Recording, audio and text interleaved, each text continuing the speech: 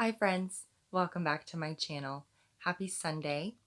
Today I wanted to show you the items that I picked up from Dollar Tree for this year's homeschool haul. If you don't know me, my name is Jessie.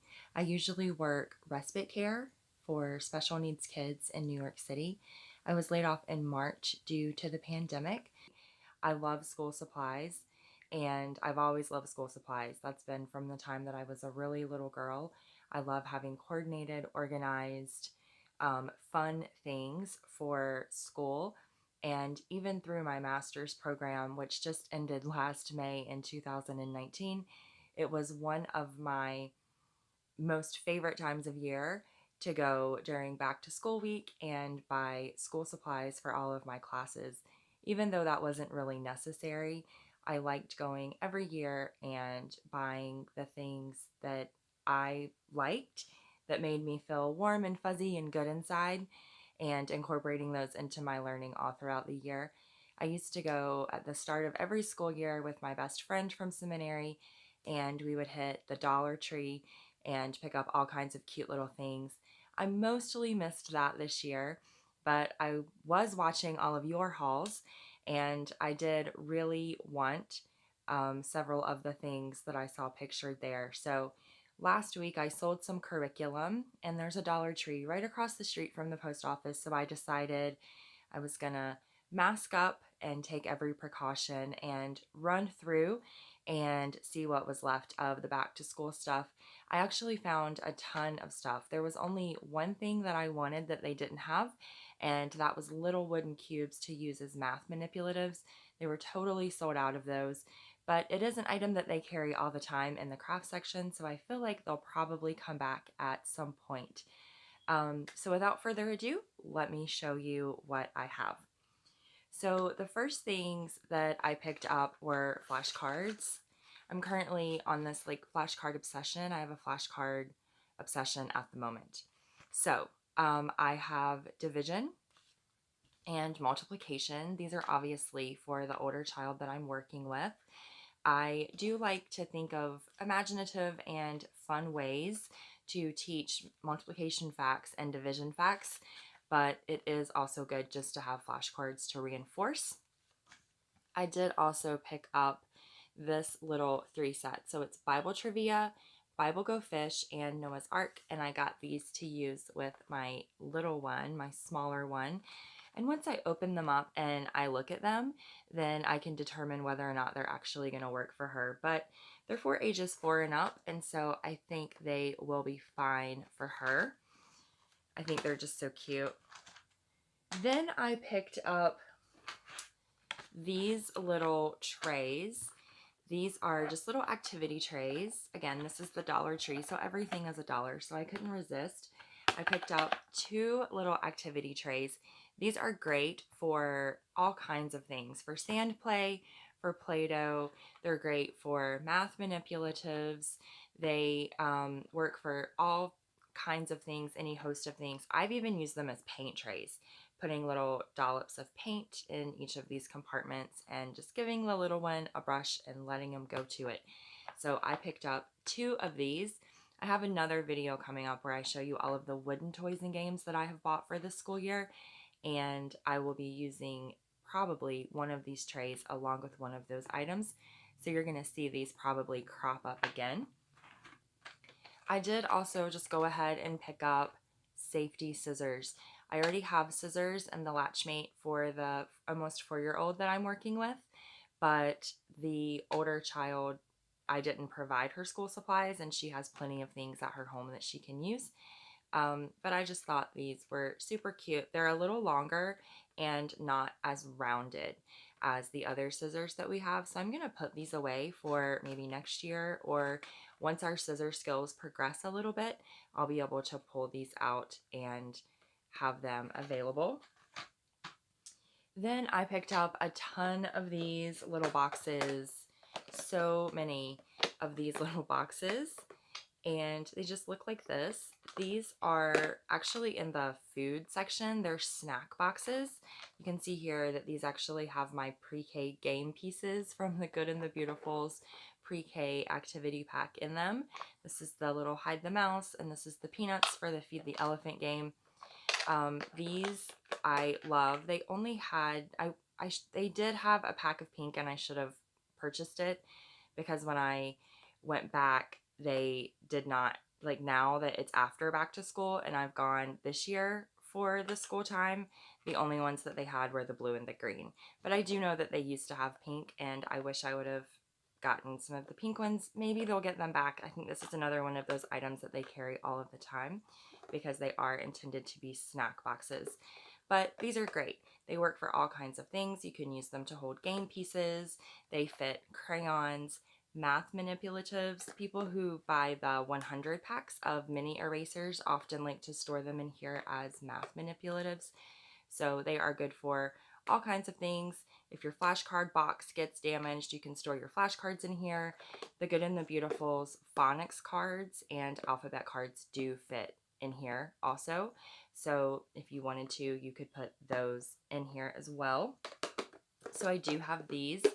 I did also pick up 2 other ones, although I don't know now where they are, which are clear and they have a purple rim. They're a little bit bigger.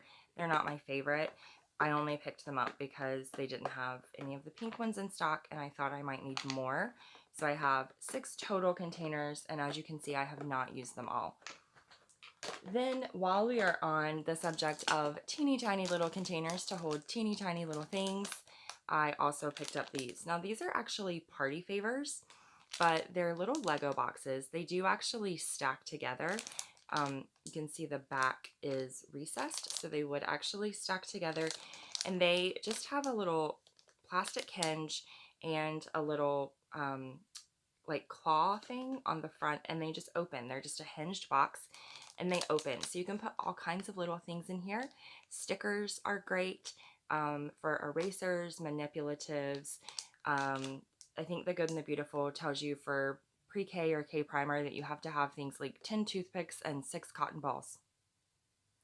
And you use those in the workbook pages, but it's like, where am I going to store 6 cotton balls and 10 toothpicks? So these little teeny tiny containers are great for that. They are, of course, usually designed to put like party favors in and put them in little like grab bags for kids' birthday parties, but I thought they would be a great little asset to our latchmates. They do fit in the latchmates perfectly fine. They're really nice.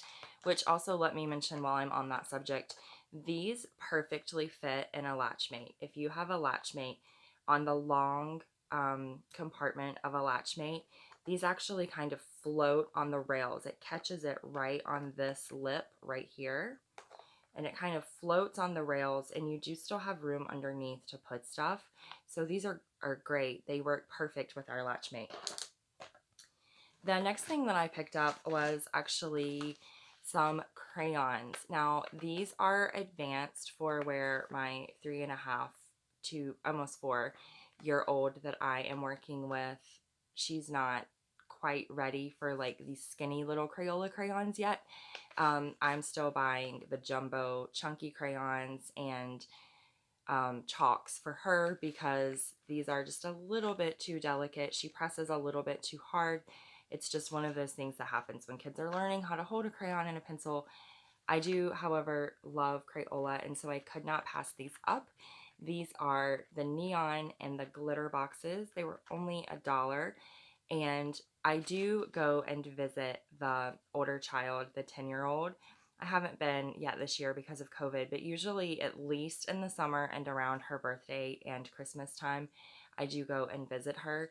She loves to color, and I like to color, so it's something that we like to do together. And you might see that there are 2 boxes. I got a glitter for her and I, a neon for her and I, 4 boxes total. And I'm just going to save these until I get to go and visit her again. Now we're getting into like my favorite part. So my Dollar Tree is kind of always sad. Even when it's not COVID, the shelves are really bare. It's really sad. But the one thing that they do still have a decent amount of is books.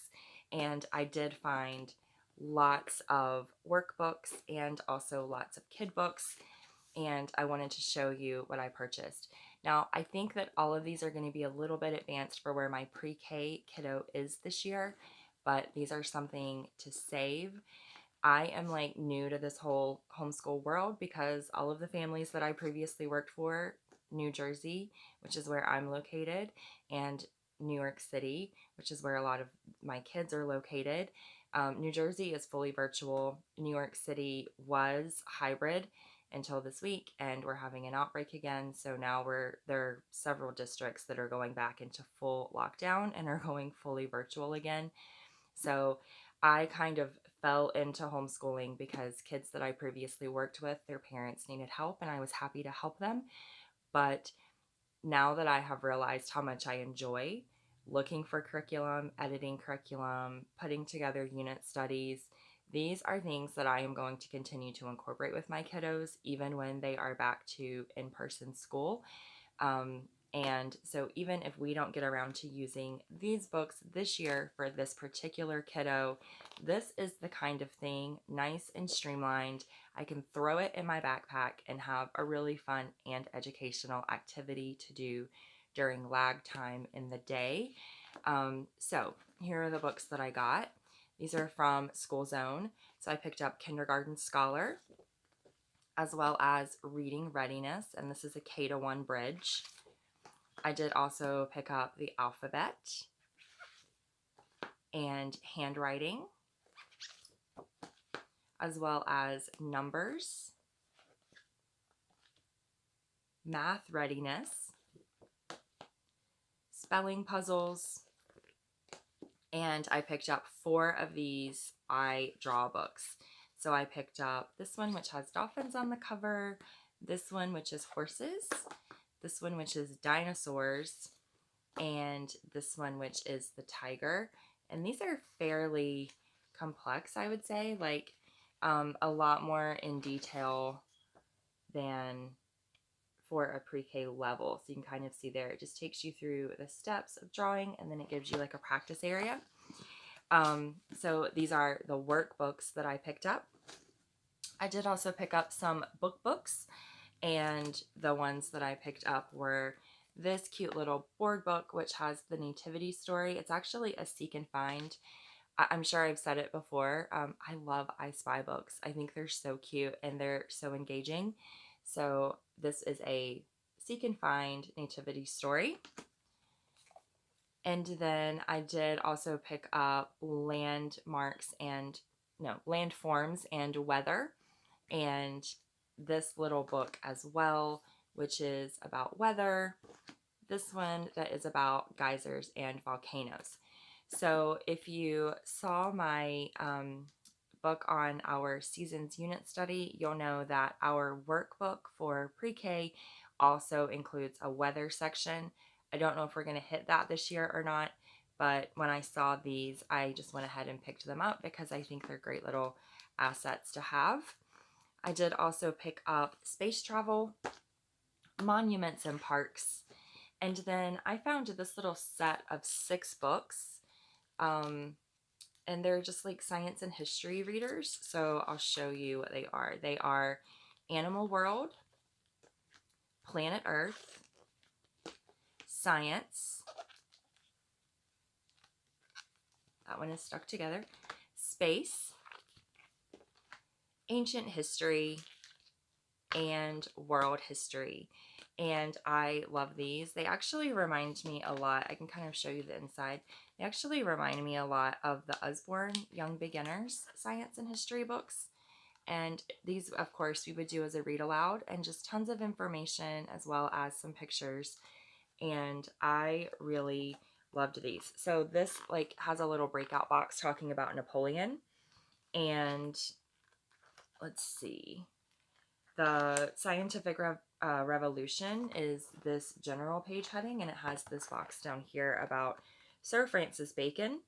And it says he was a lawyer and philosopher, and once he was put in debtor's prison for owing people money, and then the story continues from there. So not only do you have the history aspects, but you have some kind of like character studies as well that you can do within these books. I did also pick up for each of us a clipboard, so just a plain one. This one, which I love, Kindness Matters, and it has kind of this really pretty pastel-y rainbow, and this butterfly one as well. So for some of our free printables and things like that, this is great to have. Then we can just stick those like coloring sheets and things on here and work anywhere, so it's great.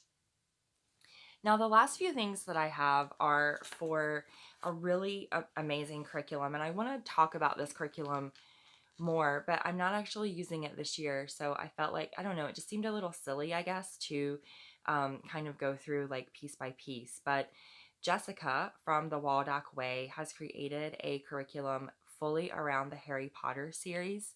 It's called Waldock's Wizards and Wands, and I actually purchased this for a friend who has an older child, and she's using it this year, and her kiddo is loving it. It's an amazing little curriculum. I also have a copy, of course, and have gone through that. I've actually gone and read all of the Potter books again and made like week by week lesson plans, because I am just determined that at some point I am going to use this curriculum. I think it is so cool. And I will, I think, talk more about that in kind of future videos, but I know it's always like better for me if I can talk about curriculum and things that we're using as additional tools with curriculum when I'm actually using it, because sometimes it's not until you use it that you figure out kind of what is and is not really working for you. So that's why I haven't shared it, but it's these bottom two shelves down here. It's just taken over my bookshelf because I have found so many amazing things to purchase, and my Dollar Tree haul is no different. So I was able to find a few things that I thought would just be really cute little treasure chest or grab bag things to go along with Waldock's Wizards and Wands. And let me show you what those are. So the first things are, I have to reach. The first things are these cute little kits. So I don't have high expectations for these. I know that they are not going to be the quality of like the big gym kits and the big dig kits that you get, but for the price, absolutely. I am willing to get just little small things. I always need little things to keep little hands busy for little amounts of time. So I thought these were super cute. So this one is a growing crystals kit, and it has this little black container. It comes with all the materials that you need, and you get to grow a crystal. Now, in my experience, the crystals that you grow are about this big, and this picture is really deceiving. But again, I just need sometimes like a few minutes. And so this is a fun, quick project to do. There is a section in Waldock's Wizards and Wands. There is a 6-week unit study on alchemy. And so that's why I picked this one up as well as this one. It's just a different crystal growing kit. And then I also picked up this stone excavation kit, which has hidden treasure in there. And it's just, I'm sure we've all seen various forms of this before. You just chip away, use these little tools, this little shovel and brush, and you just chip away here and you excavate something that's hidden inside. So I did pick this up. I did also pick up I bought like a bigger magic kit, but I thought this one was just really cute and fun as well. So it's just a little Dollar Tree version of a little magic kit. It has a spiked coin, a puzzling boomerang, and a snap it, whatever a snap it is. So there you go. I got this little magic kit. I did also find this really cool spider for like Harry Potter and the Prisoner of Azkaban. I thought this would be like really cute when they're meeting Aragog. Fun little tarantula. And then this I thought was also very cool. So when we study bats as a part of Harry Potter Wizards, as a part of Waldock's Wizards and Wands, or at any time that we study bats, I found this little bat skeleton, and it's actually fairly life-size, and lifelike. I thought this was actually really cool. The quality for $1 I was perfectly happy with, so that would be a fun little teaching tool or display. I think I've mentioned that Halloween is like my favorite holiday, so I will make use of those also during this Halloween season. Then I picked up for book 4, Harry Potter and the Goblet of Fire, the Triwizard Tournament. I did pick up these cute little like goblets or trophies, and these are just more party favors, and I thought these would just be really cute to sort of toss in our treasure chest, as well as this like fake money. I forget which book it is right now that has Nifflers in it, but Nifflers love treasure, and so I thought it would be fun. I have a stuffed Niffler to hide these coins, and then have the little one try to find them with their Niffler. I don't want to reuse real coins because I don't want to lose real money. But yeah, these are just a little party favor bag. Then I also picked up this, which I thought would be really cute for just displaying any of our little growing things. So like our little mandrake or whatever.